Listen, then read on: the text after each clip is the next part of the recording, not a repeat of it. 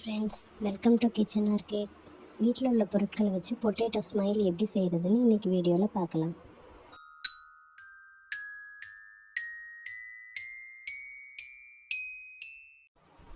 நான் இன்றைக்கி 3 உருளைக்கிழங்கை வேக வச்சு தோல் உரித்து வச்சுருக்கேன். இதை நல்லா மசித்த பிறகு அதில் நம்ம தேவையான பொருட்கள்லாம் சேர்த்துக்கலாம். நம்ம சேர்க்க போகிறது எல்லாமே நம்ம வீட்டில் எப்போவுமே இருக்கிற பொருட்கள் தான். அதனால இந்த ரெசிபியை நம்ம சுலபமாக செஞ்சிடலாம். இதில் உருளைக்கிழங்கு இருக்கிறதுனால குழந்தைங்களுக்கும் இந்த ரெசிபி ரொம்ப பிடிக்கும். மசித்த பிறகு இதில் 1 டேபிள் ஸ்பூன் ரவை சேர்த்துக்கலாம். இது கூட 2 டேபிள் ஸ்பூன் மைதா சேர்த்துக்கலாம்.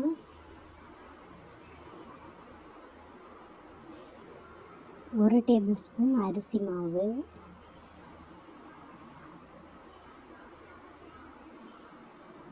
இது கூட தேவையான அளவு உப்பு சேர்த்துக்கலாம்.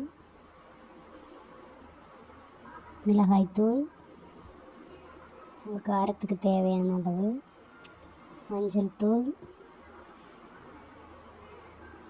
கொஞ்சம் மிளகுத்தூள், உருளைக்கிழங்கு இருக்கிறதுனால கொஞ்சம் பெருங்காயத்தூள் சேர்த்துக்கலாம். இதெல்லாம் சேர்த்து நல்லா சப்பாத்தி மாவு பதத்துக்கு பிசைஞ்சுக்கலாம். இதில் நம்ம கொஞ்சம் கூட தண்ணியே சேர்க்கக்கூடாது, தண்ணி இல்லாமல் தான் பிசைஞ்சுக்கணும். நல்லா பிசைய மாவு சாஃப்டாக கிடைக்கும்.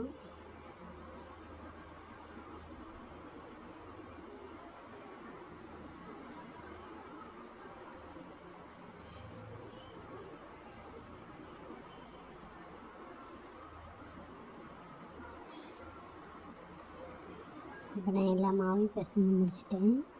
கொஞ்சம் கூட பிசுறு இல்லாமல் மொத்தமாக ஒரே பாலாக பிசைஞ்சு வச்சுருக்கேன். இப்போ இந்த மாவை ஒரு பிளாஸ்டிக் ஷீட் மேலே வச்சுக்கிறேன். அது மேலே கொஞ்சம் லைட்டாக எண்ணெய் அப்ளை பண்ணிக்கலாம். அப்ளை பண்ணிவிட்டு மீதி உள்ள பிளாஸ்டிக் ஷீட் எடுத்து அது மேலே கவர் பண்ணி அது மேலே ஒரு பூரிக்கட்டையை வச்சு ரோல் பண்ணிக்கலாம். ரோல் பண்ணும்போது ரொம்ப அழுத்தி ரோல் பண்ணக்கூடாது. லேசாக எல்லா பக்கமும் ஒரே கனமாக வர்ற மாதிரி ரோல் பண்ணணும். ரொம்ப மெல்லிசாக ரோல் பண்ண தேவையில்லை.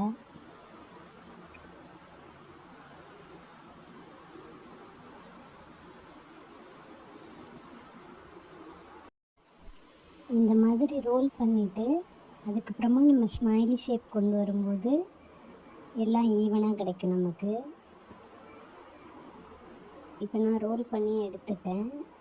ரோல் பண்ண பிறகு மேலே உள்ள பிளாஸ்டிக் ஷீட்டை மட்டும் ரிமூவ் பண்ணிக்கலாம்.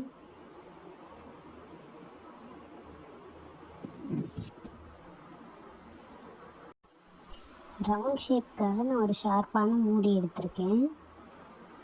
அதை வச்சு ப்ரெஸ் பண்ணி எடுத்துக்கலாம். ஃபுல்லாக எங்கெங்கே கேப் இருக்கோ அங்கெல்லாம் அந்த ரவுண்ட் ஷேப்பை வச்சு நம்ம ப்ரெஸ் பண்ணி எடுத்துக்கலாம். இதில் இடையில இருக்கிற மாவை எடுத்து அதுலேயும் நீங்கள் திரும்ப ரோல் பண்ணி அதுலேயும் ரவுண்ட் ஷேப் ப்ரெஸ் பண்ணிக்கலாம். கண்ணுக்காக நான் ஒரு ஸ்ட்ரா வச்சு ரெண்டு இடத்துல ப்ரெஸ் பண்ணியிருக்கேன்.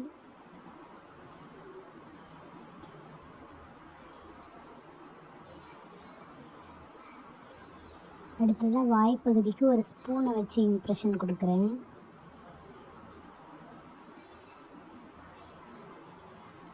இப்போ அந்த ஸ்மைலியெல்லாம் நான் தனியாக எடுத்துக்கிட்டேன்.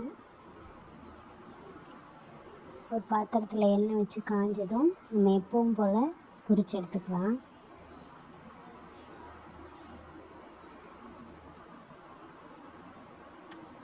உருளைக்கிழங்கும் குழந்தைங்களுக்கு பிடிச்சது, ஸ்மைலியும் குழந்தைங்களுக்கு பிடிச்சது.